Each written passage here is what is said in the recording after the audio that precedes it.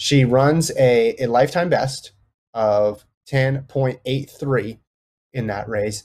And Daniels, because all the attention is going at the global level to Thompson, Hurrah, Richardson, and Fraser Price, Daniels is not necessarily getting the attention. But over the last few years here, Gordon, she's put together some pretty impressive results. Twice she's come up real clutch to qualify for U.S. teams in 19 and 21. She's made finals in both the World Championships in 2019 and the Tokyo Olympics in 2021. That 10.83, that's a big PB for her. Drops down from 10.98 that she ran in Tokyo. What have you thought of Teahna Daniels' last couple of years here? Still only 24 years old. Yeah, it's been incredibly consistent. She has been able to, one, always run well at the most important moment, which would be qualifying for a global team. And she's shown that by having kind of not even under the radar, kind of just like nowhere to be seen type regular seasons where she's running like 11, 15, 11, 10. And then when it comes to the US champs, that's when she throws down her 10.99, 10.98 in the final. That is just good enough to be top three. And she's been doing that consistently. Look back in 2019, right? Where she was thinking like, this is my year to win NCAAs on my home track for Texas, senior year. And then Sha'Carri Richardson comes in and runs an all-time mark, and she doesn't get that moment. But then 2 weeks later, or I'm not sure if it's 2 weeks, but however close USA's was to NCAAs, she goes on to make the world team. Sha'Carri gets last in the event. And it just shows that she's able to be consistent. Like, she still was top 3 at NCAAs, and then she goes in and gets top 3 at USA's. She's just really good at getting top 3. Kind of reminds me of Michael Rogers on the men's side, where no one was really talking about Rogers during regular season, but he always finds a way to like make his be on the 4x1, right? He always finds a way to be top 4, top 5. I feel like Teahna Daniels is like, I always find a way to be top 3 in the 100. Whether you count me out, I'm not the big name.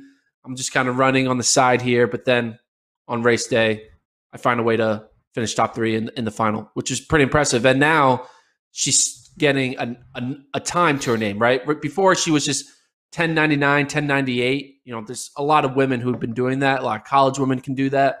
But now that she's running 10.83, that just kind of transfers her away from just it takes her to a new tier, right? It puts her in a tier that is, like I would say maybe I'm not sure how I'm doing these tiers. Tier A, I would say, is like all-time great, so like where you're running 10.6s, 10.7s.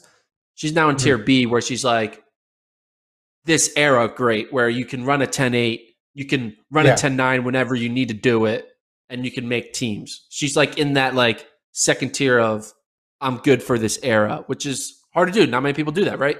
It's hard to be consistent in making global teams, especially in sprint events where there's injuries, there's young people coming in and out, always different. It's hard to be a mainstay in the short sprints. And so far, coming off her college career, she's been staying consistent, right? And if she's this consistent, you got to think she's going to make the 2022 team, the 2023, the 2024, 2025.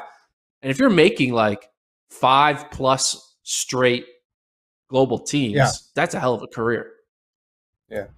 It's just tough in this era because you mentioned the 2 all-time greats, right? And that's where we're at in the women's 100. It's a tough time to be in that event when people are running 10.5s and 10.6s. So we'll see next year. It looks like it's trending even faster next year. So we'll see.